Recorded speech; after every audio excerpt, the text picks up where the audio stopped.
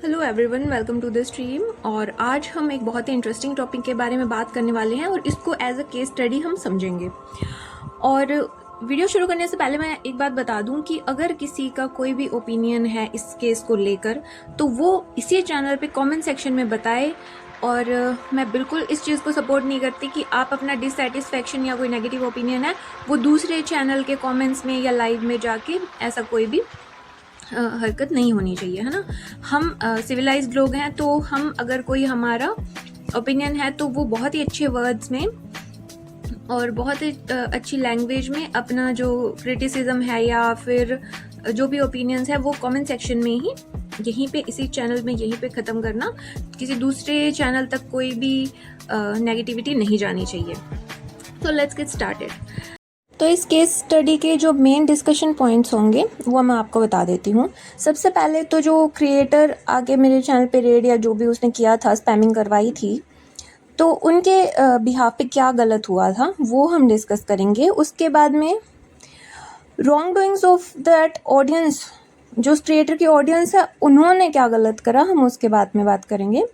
फिर ये जो इनके एक्शंस थे वो किस प्रकार से जो हमारे यूट्यूब के कम्युनिटी गाइडलाइंस हैं उनको वॉयलेट करते हैं, हम उस पर डिस्कशन करेंगे। And next point will be कि साइबर लॉज को ये किस प्रकार से वॉयलेट कर रहे हैं, उसके ऊपर डिस्कशन करेंगे। और कैसे ये घटना एक पोटेंशियल बिगनिंग हो सकती है इससे भी बड़ी रॉन्ग डूइंग का, इससे भी बुरा कुछ करने का ये एक पोटेंशियल स्टार्टर हो सकता है। तो उसके जो संभावनाएं हैं हम उसको भी डिस्कस करने वाले हैं। और लास्ट में मेरा इस पूरे केस पे क्या स्टैंड रहेगा, मैं क्या एक्शंस लेने वाली हूँ इस पूरी घटना के बाद में, ये मैं आपको इस पूरे केस स्टडी के एंड में बताऊंगी। सो शुरुआत करते हैं कि ये सब चीज़ें शुरू कहाँ से हुई थी। तो थोड़े दिनों पहले क्या एक केस होता है कि एक मेरी तरह एक और क्रिएटर है जो आर्ट वाले वीडियोस बनाते हैं, आर्ट वाले लाइव्स करते हैं। तो कभी वो मेरे चैनल पे भी आए हुए हैं, मैं भी उनके चैनल पे गई हुई हूँ। तो we considered each other as a friend, at least I considered that person as my friend. तो थोड़ा बहुत रोस्टिंग चलता था आपस में। और जैसे मेरे चैनल का तो थीम ही है कि रोस्टिंग हम करते हैं, कभी मैं खुद की रोस्टिंग करती हूँ, कभी ऑडियंस की रोस्टिंग करती हूँ, कभी फ्रेंड्स की रोस्टिंग कर देते हैं।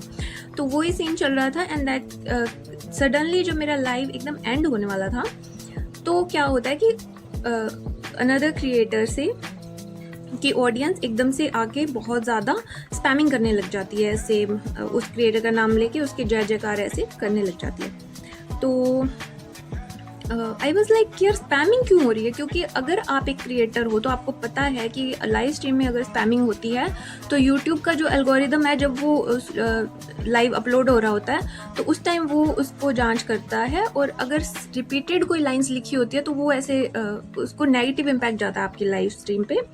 उनको लगता है कि स्पैम करके व्यूज़ बढ़ाने की या फिर वॉच टाइम बढ़ाने की कोशिश की जा रही है, तो फिर वो आपका वॉच टाइम कट करेगा या फिर आपके स्ट्रीम को डाउन करेगा। तो ये चीज़ हर क्रिएटर को पता होता है। तो आई वॉज लाइक सरप्राइज्ड कि ऐसे क्यों, मतलब आपको पता है इससे लाइव स्ट्रीम हार्म होने वाली है तो आप क्यों कर रहे हो। बट फिर भी चलो फ्रेंड है तो हम इसको ले लेते कि कोई प्रैंक कर रहे होंगे। तो फिर मैं रोस्टिंग में थोड़ा और ऐसे मूड में आ जाती हूँ और मैं कहती हूँ कि मत करो। बट वो चीज़ बंद ही नहीं हो रही है, वो चीज़ बंद ही नहीं हो रही है। तो फिर मैं थोड़ा रोस्टिंग से हट के सीरियस मूड में मजाक को छोड़ देती हूँ और मैं बोलती हूँ कि please don't do this, this will harm my channel. ये वर्ड्स मैंने बोल दिए। ये मेरे उस लाइव स्ट्रीम का एक जो चैट्स है उनके ये बुलेट्स हैं मैं जो आपको दिखा रही हूँ। तो यहाँ पर ये जो क्रिएटर है ये आगे से बोल रहा है ब्रूटल, रेड करने भेजा था एंड ऑल। एंड एक उसकी जो ऑडियंस थी जिसको मैंने टाइम आउट नहीं दिया था, उसके ये मैसेजेस बच गए थे, बाकी सब नहीं मान रहे थे, तो मैंने सबको टाइम आउट दे दिया था, तो उनके मैसेजेस इसमें दिखाई नहीं दे रहे। फिर मैंने क्या किया, मैंने इन लोगों को टाइम आउट देना शुरू कर दिया। एंड फिर सब हो गया तो मैंने भी चीज़ को लाइटली ले लिया। तो मैंने भी वो, क्योंकि जय जयकार कर रहे थे तो I consider that creator as my friend.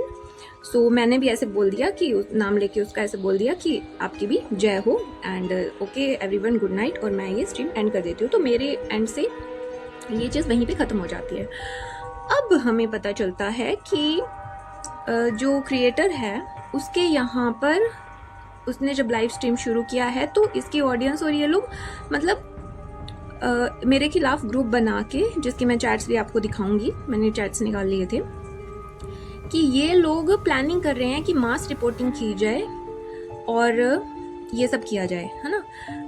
और उसमें एक जो इनका व्यूअर है उसने ये भी लिखा था कि मैंने जब रिपोर्ट किया तो मैंने वॉयलेंस वाला वो चूज़ किया ऑप्शन। तो I was like shocked, very very shocked. और जो व्यूअर जिसने ये कमेंट किया था, मुझे याद है मैंने उस क्रिएटर के चैनल पे भी इस बंदे से इंटरेक्ट करा और मेरे चैनल पे भी जब आई थी तो मैंने बहुत ही पोलाइटली इससे हमेशा बात किया। तो इस इंसान ने वॉयलेंस का चूज़ करा है। तो it was ethically cyber laws के हिसाब से ये सब चीज़ें बहुत ज़्यादा गलत निकली। ठीक है, अब हम इस केस स्टडी को अलग अलग पर्सपेक्टिव से देखने वाले हैं।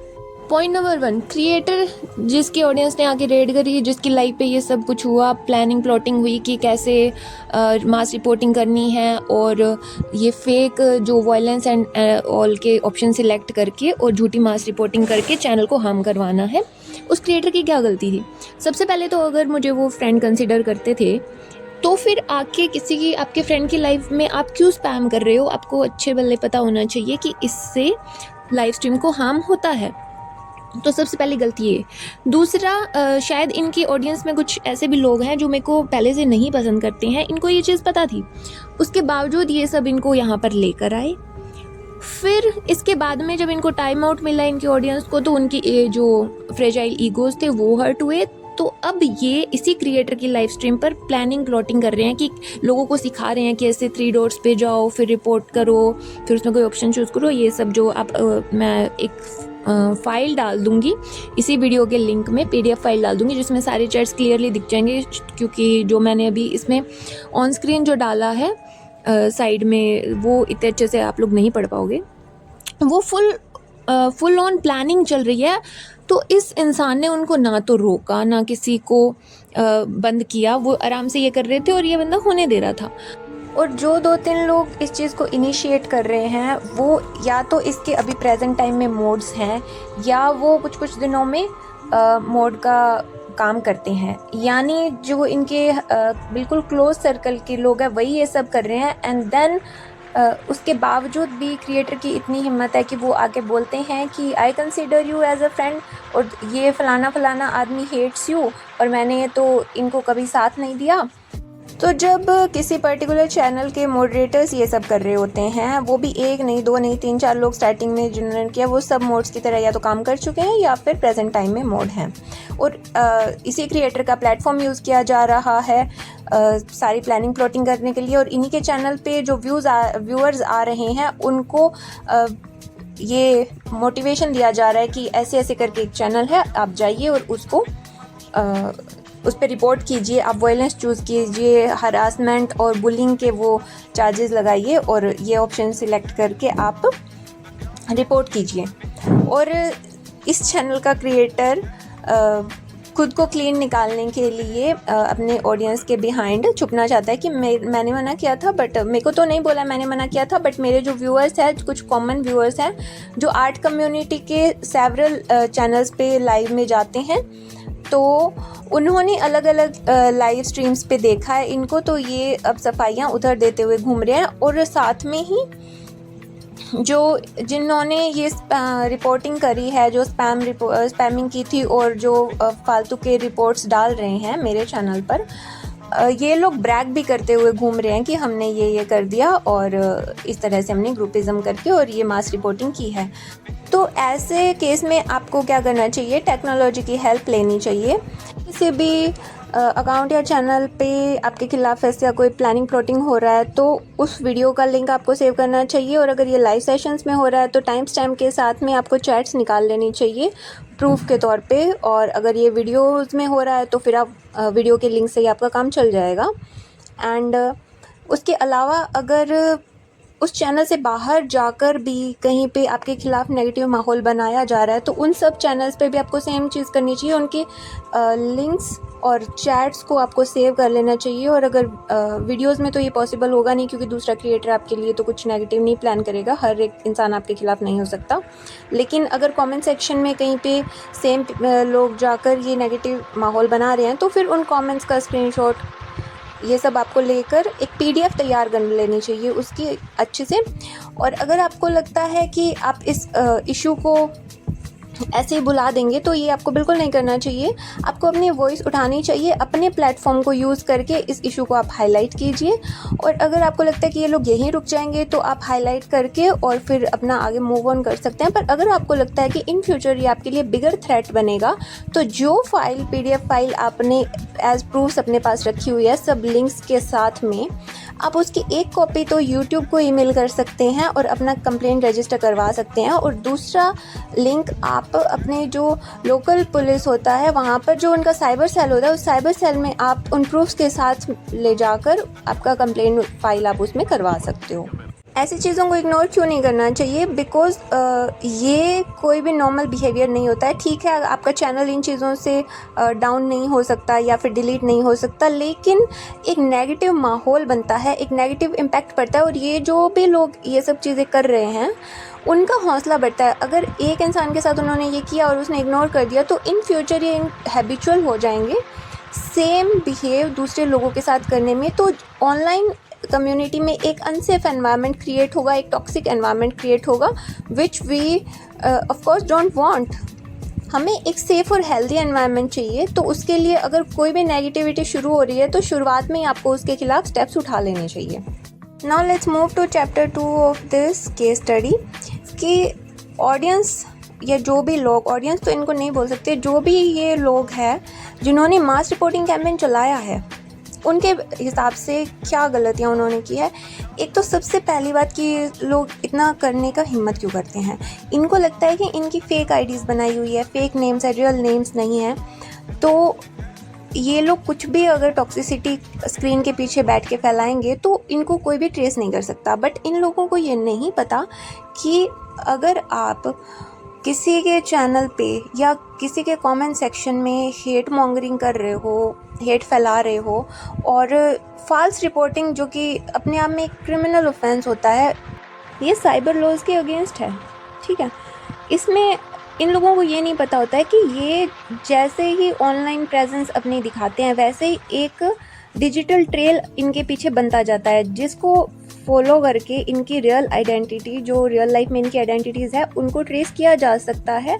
अगर कोई इनके खिलाफ में लीगल कंप्लेंट्स करता है और अच्छे से प्रूफ देता है कि इन्होंने ये आपको परेशान करने के लिए किया, चाहे वो मेंटल हैरेसमेंट हो, चाहे वो ऑनलाइन बुलिंग का केस हो, तो अगर ऐसा कोई केस इनके खिलाफ में फ़ाइल किया जाता है तो जब साइबर लॉज के अकॉर्डिंग पुलिस इन्वेस्टिगेट करेगी तो इनके जिस डिवाइस में इन्होंने वो अकाउंट लॉगिन किया उसका IP एड्रेस भी ट्रेस कर सकती है पुलिस, है ना। और उसके अलावा जितनी भी इनकी ऑनलाइन प्रेजेंस है उसको आराम से, पुलिस के पास में इतने पावर्स होते हैं, इतने रिसोर्सेज होते हैं कि इनको आराम से ट्रेस किया जा सकता है और उनके बाद में उसके खिलाफ एक्शंस भी हो सकते हैं। तो ये जो इनका वहम होता है, ये अपनी इग्नोरेंस के चलते बहुत ज़्यादा, ये क्या है, टॉक्सिसिटी रियल लाइफ में नहीं कर पाते हैं तो ऑनलाइन ये लोग आकर करते हैं। अब यहाँ पर एक एग्जांपल देते हैं आपको, मॉब मेंटालिटी किस प्रकार वर्क करती है और एक नेगेटिव इंसान के अगर आप आसपास भी रहते हैं तो कैसे आपको अपनी नेगेटिविटीज़ में, अपनी रॉन्ग एक्टिविटीज़ में कैसे खींच लेता है, उसका एक एग्जांपल आपको दिखाते हैं यहाँ पे। ये जो स्क्रीनशॉट है ये एक लाइव का मैंने आपको यहाँ पे दिखाया है। जो भी मेरे पास डॉक्यूमेंट्स है उसमें से मैं एक स्नीक पिक आपको दिखाती हूँ। ये पर्सन बोल रहा है कि I declare war against Kalika, ठीक है। फिर आता है कि आई रिपोर्टेड हर फ्रॉम 6 अकाउंट्स, ठीक है। और ये बोल रही हैं कि बुलिंग और हैरेसमेंट का लेकर मैंने इस पर वो चूज़ किया है जब रिपोर्ट किया था। अब नीचे आप देखो, परमीत गेमर नाम से एक है, तो वो बोल रहे हैं कि हु इज़ कालिका, मतलब इस पर्सन को नहीं पता है कि मैं कौन हूँ या क्या है, ये मेरे को जानता भी नहीं है, ना मेरा इसने कभी चैनल देखा। और कुछ देर बाद में इसको ये लोग जो भी बोलते हैं, उसके बाद में ये बंदा बोलता है कि काउंट मी इन, यानी ये भी अभी सेम ही वो रिपोर्टिंग, चाहिए मुझे ना जानता है, चाहे इसका मुझसे कोई लेना देना नहीं है। ये होता है एक नेगेटिव लोगों के साथ में या उनकी संगत में रहने से आप एक ऑफेंस करने जा रहे हो, आपका उससे कुछ लेना देना भी नहीं है, लेकिन आप भी सामने वाले को नुकसान पहुंचाओगे। जिस इंसान को आप जानते तक नहीं हो, उसका आपसे कोई लेना देना नहीं है, आपको कुछ फ़र्क नहीं पड़ रहा उसने कितनी मेहनत की होगी, क्या करके अपना चैनल खड़ा किया होगा, लेकिन you are ready to fake report, make a fake report on that person. इसी मॉब मेंटालिटी का एक दूसरा एग्जांपल भी मैं आपको देती हूँ। जब ये पर्सन बोलता है I declare war against Kalika, I mean look at the wording, okay. तो फिर ये दूसरे पर्सन भी बोल रही है कि हाँ मी टू, और फिर ये बोल रहा है कि 6 अकाउंट से हमने इसको कर दिया रिपोर्ट, ठीक है। और फिर ये हेल्प मांग रहा है बाकी लोगों से कि help me in this war. यानी इस नेगेटिव माइंडसेट को, इस नेगेटिव एक्टिविटी जो कि अनलॉफुल है, इसको आगे बढ़ाने के लिए इसको हेल्प चाहिए, और ये लोगों को अपने साथ में मोबिलाइज करने की कोशिश कर रहा है। और मॉब मेंटालिटी का ये सबसे बड़ा एग्जांपल है। अब यहाँ पर ये एक पर्सन बोल रही है कि I will help you and your cis with you. ये इसको कहना चाह रही होगी कि तुम्हारी बहन तुम्हारे साथ है। तो ये आपस में ब्रदरहुड सिस्टरहुड को कैसे बढ़ा के एक दूसरे को दिखा रहे हैं कि एक आप नेगेटिव एक्टिविटी करो किसी दूसरे पर्सन के खिलाफ और हम उसमें आपका साथ दे रहे हैं, तो हम बहुत आपस में क्लोज हैं। अगर कोई पॉजिटिव एनवायरनमेंट होता है, पॉजिटिव लोग होते हैं, इंटेलेक्चुअल लोग होते हैं, तो वो उस चीज़ को बढ़ावा देते हैं। लेकिन जहाँ पर ऐसे लोग होते हैं, वो आपस में एक कनेक्टिविटी को फील करने के लिए, आपस में अपनापन महसूस करने के लिए, चाहे किसी दूसरे के खिलाफ कुछ करना पड़े, which is not lawful, which is not ethically right, जो एथिक्स के हिसाब से भी गलत है, वो काम करने के लिए भी रेडी है। नेक्स्ट थिंग जो मैं हाईलाइट करना चाहूँगी वो नेचर है कि किस तरह से इनका ब्रेन वर्क करता है, कितना इमेंस हेट ये लेकर बैठे होते हैं किसी रैंडम पर्सन की तरफ जिसको ये पर्सनली जानते भी नहीं है। इसका मैं एक एग्जांपल आपको दिखाती हूँ। द टर्मिनोलॉजी ये यूज़ कर रहे हैं like declared war against Kalika, and कि 6 आईडी से जाके ये रिपोर्ट कर रहे हैं। और उसके बाद में 1-2 लोगों को साथ में मिलाया, और फिर ये जो मेन लाइन है कि कालिका का एटीट्यूड फिक्स करना पड़ेगा। लाइक सबसे ज़्यादा जो लड़कियों के अगेंस्ट क्राइम होते हैं उसमें जो उनका मेन मोटिव होता है वो उनको ये दिखाना, उनको सामने वाली लड़की को नीचा दिखाना होता है, उसके जो डिग्निटी है उसको ब्रेक करना होता है, चाहे वो किसी भी प्रकार का क्राइम हो XYZ। उसमें इनका मेन मोटिव ये होता है कि इनका फ्रेजाइल ईगो हर्ट हो चुका होता है और ये अब उस लड़की का जो सेल्फ रिस्पेक्ट या डिग्निटी है उसको ब्रेक करना चाहते हैं। जो पुराने मैसेजेस थे वो लाइव में 2 घंटे 8 मिनट समथिंग के टाइम स्टैम्प पे थी। अब 4 घंटे का ये लाइव बीत चुका है, यानी 4.5 घंटे का। तो 2-2.5 घंटे के बाद में भी इस बंदे के दिमाग से ये चीज़ निकली नहीं है। ये वापस से वही चीज़ें बोल रहा है कि आई रिपोर्टेड हर, मतलब एक तो इंग्लिश ही बहुत ख़राब है कि I report her with all IDs, और फिर उसके बाद में 7 रिपोर्ट्स डाल दी। फिर ये हिसाब किताब रख रहा है कि किस किस पर्सन ने उसको रिपोर्ट कर दिया है। अब ये लोग इसको कहाँ पे आके बता रहे हैं। हो सकता है इन्होंने कोई ऑनलाइन चैट ग्रुप भी बना रखा होगा जिसमें ये एक पर्टिकुलर पर्सन को टारगेट करने के लिए उसमें डिस्कशन कर रहे होंगे। और ऐसे चैट रूम्स की कोई स्टोरी नई नहीं है, पहले भी कुछ क्राइम केसेस में शुरुआत होती है कि जो भी पर्सन है उसका ईगो हर्ट होता है, उसके बाद में वो उस दूसरे सामने वाले पर्सन के खिलाफ चैट रूम्स बनाते हैं, उसमें हेट मॉन्गरिंग करते हैं और वो उनका हेट का एको चैम्बर बन जाता है। और वो पर्सनल जो चैट ग्रुप्स होते हैं उसमें वो इतना एम्पलीफाई कर लेते हैं उस हेट को कि धीरे धीरे बढ़ते बढ़ते वो उनका हेट ऑनलाइन वर्ल्ड से निकल कर रियल वर्ल्ड तक आ जाता है। वो सामने वाले पर्सन को रियल लाइफ में हार्म करने की भी कोशिश करते हैं। जैसे एक तो बॉयज़ लॉकर रूम का पहले केस हुआ था, और अभी रिसेंटली भी एक केस ऐसा आया था जिसमें एक ऑनलाइन कंटेंट क्रिएटर थी, उसके लिए एक चैट रूम बना रखा था और उसमें उसके अगेंस्ट किस तरह से वो क्राइम कर सकते हैं उस चीज़ का डिस्कशन हो रहा था, और किसी ने वो चैट्स लीक कर दिए थे। तो अब तक यहाँ पर इन्होंने ऑनलाइन हैरेसमेंट और इंटिमिडेशन का पूरा इंतज़ाम कर लिया है। ये सिर्फ एक, मैं आपको जितनी भी मेरे पास चैट्स और मैंने जितने भी प्रूफ्स रखे हैं उसमें से एक लाइव है जिसका मैं ये आपको दिखा रही हूँ। इस एक लाइव में देखिए इन्होंने क्लियर डिफेमेशन की वायलेंस हैरेसमेंट के चार्जेस प्रेस करके और मेरे पे इन्होंने वो वाले ऑप्शन चूज़ करके मेरे चैनल को रिपोर्ट किया।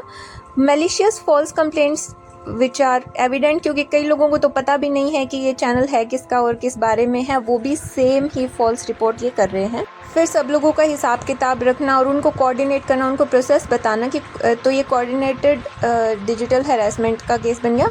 उसके बाद में इंटेंशनल रेपुटेशन हार्म तो वो दिख ही रहा था हमें, इंसाइटमेंट ऑफ ऑनलाइन टारगेटिंग, ये सब चीज़ें अब तक ये कर चुके हैं। और ऐसे लोगों में ये सब करने की हिम्मत कहाँ से आती है, क्योंकि इनको लगता है कि इनको ऑनलाइन फेक आईडीज़ के पीछे छुप के ये बैठे हैं, इनको कोई ट्रेस नहीं कर सकता। बट इनको ये नहीं पता कि हर ऑनलाइन एक्शन का एक डिजिटल फुटप्रिंट बन जाता है। जिस प्लेटफॉर्म पे ये एक्टिविटीज़ चल रही होती है वो प्लेटफॉर्म इनकी एक्टिविटीज़ का लोग मेंटेन करता है।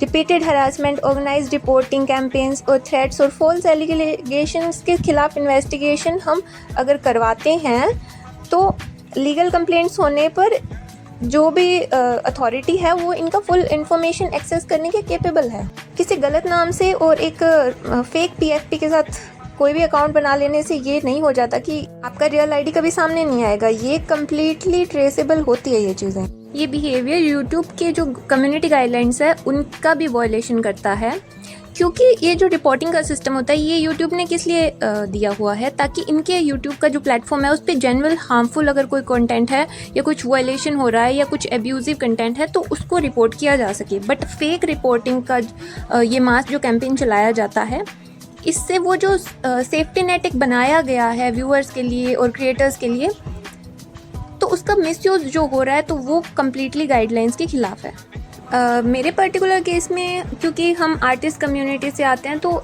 इस पर्टिकुलर केस में जो एक आर्टिस्ट है वो अपना यहाँ पर क्रिएटिव वर्क दिखा रहा है, अपना टाइम दे रहा है, रेपुटेशन उसकी एक बन चुकी है, और इसी इतनी मेहनत के बाद में एक आर्टिस्ट है वो अपना लाइवलीहुड चलाने की कोशिश करता है कि हाँ उसकी यहाँ से अर्निंग होगी। तो ये फॉल्स रिपोर्टिंग जैसे केसेस फेयर कंपटीशन को ख़राब करते हैं। आपस में आर्टिस्ट का एक जो कम्युनिटी बिल्ड हो सकता था वो यहाँ पर अब ख़राब हो चुका है। और इस इशू को अगर इग्नोर किया जाए तो बाकी के क्रिएटर्स के साथ में भी, तो क्योंकि इन लोगों को तो आदत पड़ चुकी होगी ये सब करने की, तो ये दूसरे प्लेटफॉर्म्स पे जाके, दूसरे चैनल्स पे जाके भी ये सब करेंगे। तो आर्टिस्ट एंड क्रिएटर्स के लिए एक टॉक्सिक एनवायरनमेंट बनेगा, अनसेफ उनको फील होगा कि किसी को भी अगर आपने कुछ गलत करने पे आपने उसको टॉक दिया या फिर अपना पॉइंट ऑफ व्यू रख दिया तो कल को कोई चल के आपके खिलाफ में ऐसे हेट कैंपेन्स चलाएगा और मास रिपोर्टिंग फॉल्स एक्यूजेशन लगाएगा। And according to cyber laws ऐसा नहीं है कि किसी ने अब्यूजिव वर्ड्स यूज़ किए या गाली दिए तो वही हैरेसमेंट की कैटेगरी में आएगा। ऐसा ऑर्गेनाइज्ड बिहेवियर जो targeted reporting and mass mobilisation कर रहा है नेगेटिवली किसी इंसान या उसके चैनल के प्रति, तो ये भी ऑनलाइन हैरेसमेंट के अंदर आता है। Last and most important point, अगर इसको बिल्कुल भी इम्पोर्टेंस ना दी जाए और ऊपर से इसको देख के ऐसे टाल दिया जाए कि क्या हो गया, किसी ने 4 लोगों ने रिपोर्ट ही तो किया है, ज़्यादा से ज़्यादा 40 आईडी से कर दी होगी, 50 आईडी से कर दी होगी, 10, 15, 20 लोगों को अपने साथ ले लिया होगा और 5, 10 आईडी से सबने कर दी होगी, तो उससे आपके चैनल पे कोई इम्पैक्ट नहीं जाने वाला है, चैनल थोड़ी डाउन हो जाएगा। बट ये जो आपने चैट्स में इमेंस हेट्रेड देखी थी कि आवर्स एंड आवर्स के लिए लोगों के दिमाग से आप का नाम निकल ही नहीं रहा है, आप और ज़्यादा लोगों को अपने साथ ऐड करते जा रहे हो और फॉल्स एक्यूजेशन कर रहे हो, और उसमें आप ये भी देखोगे कि वो बता रहे हैं कि क्या प्रोसेस यूज़ किया जाए, कैसे इसको रिपोर्ट करना है, इतना एनर्जी डाला जा रहा है, यानी कि सामने वाले जो पर्सन है उसके दिमाग में ये एक छोटी बात नहीं है। यहाँ पर अकाउंट्स रखे जा रहे हैं कि इसने रिपोर्ट कर दिया है क्या, फिर दूसरे लोगों से पूछा जा रहा है कि क्या आपने रिपोर्ट किया, यानी कि उनके लिए तो भाई ये एक सीरियस मुद्दा है और वो आपको सीरियसली हम पहुंचाना चाहते हैं। और अगर वो इतने से सेटिस्फाइड नहीं होते या इतने पे उनको इग्नोर कर दिया जाता है तो ये एक बिगर थ्रेट बन सकता है, क्योंकि मोस्टली केसेस में ऐसा नहीं होता कि पहली बार जाके ही आप कोई भी बिगर थ्रेट किसी के लिए बन जाओगे। पहले छोटी हरकतें की जाती है, उनको अगर इग्नोर कर दिया जाए तो इनका हौसला अफजाई होता है और ये फिर बिगर जो थ्रेट्स बनने के लिए अग्रसर हो जाते हैं। तो इट्स बेटर कि इस पर ऐसे ही एक्शन ले लिया जाए। और अब है कि मेरा स्टैंस, मैंने जितने भी इस प्लेटफॉर्म पे जिस लाइव सेशन में ये बातें हुई थी कि मेरे खिलाफ कुछ किया जा रहा है, मैंने सबके टाइम स्टैम्प्स के साथ में चैट्स और जो लाइव स्ट्रीम्स थे उनके लिंक्स एक PDF फाइल में अलग से मैंने स्टोर कर रखे हैं, जिसका एक छोटा सा स्नीक पिक आपको मिल जाएगा। इसी वीडियो के लिंक में मैं डाल दूँगी एक PDF। और बाकी जो क्रिएटर्स के यहाँ पर जाकर ब्रैगिंग की गई है कि शी इज़ फिनिश्ड और हमने ऐसे ऐसे कर दिया, तो वो उनके जो लाइव स्ट्रीम्स है उनके लिंक्स और टाइम स्टैम्प्स के साथ में चैट्स निकाल कर वो भी मैंने सेम फाइल में मर्ज कर दिया। अगर मुझे लगता है कि ये आगे और मेरे लिए थ्रेट बनने की कगार पे आएंगे तो एक मेल मैं करूँगी यूट्यूब को, कंप्लेंट डालूंगी सब प्रूफ्स के साथ में, और दूसरा यहाँ पर जो लोकल पुलिस स्टेशन है उसमें जो साइबर क्राइम वाली ब्रांच है वहाँ पर जाकर मैं अपना एक ऑफिशियल जो केस रिपोर्ट वहाँ पर करवाऊंगी, ताकि फर्दर इन्वेस्टिगेशन की जाए, जो स्क्रीन के पीछे लोग हैं उनको आइडेंटिफाई किया जाए ताकि कल को कुछ होता है तो मुझे ये रिग्रेट ना हो कि मेरी गलती थी कि मैंने ऐसी हरकतों को इग्नोर किया और ये अब एक सीरियस रूप ले चुका है। ऑडियंस में भी अगर किसी के साथ ऐसा कुछ हो या फिर इन फ्यूचर आपको ऐसा कोई केस का सामना करना पड़े तो आप भी अपने प्रूफ्स जो है अपने पास में रखना, अच्छे से एक मेंटेन्ड वे में आप रखना, जो आप आगे जाकर अगर रिपोर्ट करवानी हो या कंप्लेंट डालनी हो तो वो एक वैलिड प्रूफ माना जाए। और दूसरा, इन केसेस को कभी इग्नोर मत करना, ठीक है। और तीसरा चीज़ ये है कि यहाँ पर मैं मेंटली स्ट्रॉन्ग हूँ, ठीक है, और I am not a teenager. But मैंने इसी प्लेटफॉर्म पे देखा है कुछ स्कूल गोइंग गर्ल्स हैं, टीन्स हैं, जिनको इतना नहीं पता होता लेकिन वो भी सेम टाइप के चैनल्स चला रही हैं, आर्टिस्ट कम्युनिटी से ही बिलोंग करती है। अगर वैसे किसी क्रिएटर के साथ ये हुआ तो हम सोच सकते हैं कि कितना मेंटल प्रेशर उस क्रिएटर पे आता। लेकिन fortunately I am a civil service aspirant, तो मुझे नॉलेज है कि सोसाइटी किस प्रकार से वर्क करती है और अगर हमारे साथ कुछ बुरा होने की संभावना बनती है तो पहले ही हम उसे किस तरह से दबा सकते हैं।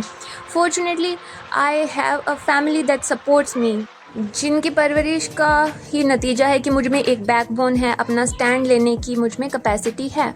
I have people in my life जो मुझे इस चीज़ में गाइडेंस कर सकते हैं कि अगर ऐसा कोई मामला आए तो उसमें इन थ्रेट्स को किस तरह से टैकल करना होता है। बट कुछ लोगों के पास में वो फैसिलिटीज़ नहीं होती है, उनके पास वो लोग नहीं होते हैं जिनको ये एक्सपीरियंस हो इन फील्ड्स में, जिनका सालों सालों का काम करने का एक्सपीरियंस हो। लेकिन अगर मेरी ऑडियंस में से कोई ऐसा है जिसके साथ ऐसा कुछ हो रहा है तो I will be always there for you guys. और ये केस स्टडी बनाने का मेरा सोल मोटिव ये था कि आप लोगों को बताऊं कि कई बार थोड़ा सा छोटा सा कुछ दिखने वाला भी बहुत बड़ा रूप ले सकता है, और जो चीज़ सतह से देखने पर बहुत कम लग रही होती है लेकिन अगर आप उसका साइकोलॉजिकल थोड़ा सा इंस्पेक्शन करोगे, उसमें डीप डाउन जाओगे तो आपको पता चलेगा कि ये कितना बड़ा पोटेंशियल थ्रेट बन सकता है कल को। तो इन चीज़ों को इग्नोर नहीं करना है। और अगर आप लोगों में से कोई भी ऐसा कुछ फेस कर रहा है तो I will be more than happy to assist you. इसी चैनल के बायो में मेरा इंस्टा हैंडल है, you guys can DM me on insta, अपनी पूरी स्टोरी बता सकते हैं। I will definitely try to help you जितना भी मुझसे हो पाएगा। मैं आपको ऑनलाइन प्लेटफॉर्म्स, साइट्स बता सकती हूँ, और अगर आपको अपने लोकल एरिया में कुछ कंप्लेंट्स दर्ज करवानी होगी तो उसका क्या प्रोसेस होता है और उसके लिए आपको क्या क्या चीज़ें चाहिए होगी और आप अपने लोकल एरिया में कहाँ पे जाकर ये सब करवा सकते हैं, वो मैं गाइड कर दूँ। और स्टार्टिंग में जो मैंने डिस्क्लेमर दिया था वो मैं लास्ट में फिर से बोलना चाहूँगी कि अगर इन सब चीज़ों को देखकर किसी का कोई ओपिनियन है तो इसी कमेंट सेक्शन में बताना है। किसी के भी चैनल पर जाकर या किसी के भी कमेंट सेक्शन में जाकर कोई भी नेगेटिव चीज़ नहीं लिखनी है, कुछ भी बात नहीं करनी है, जो है बस यहीं पे बता के और काम ख़त्म की। ओके गाइज, तो मिलेंगे आपको नेक्स्ट वीडियो में किसी नई केस स्टडी के साथ में। तब तक के लिए हंसते रहिए, मुस्कुराते रहिए और खालिका के चैनल पे आते रहिए। Bye bye.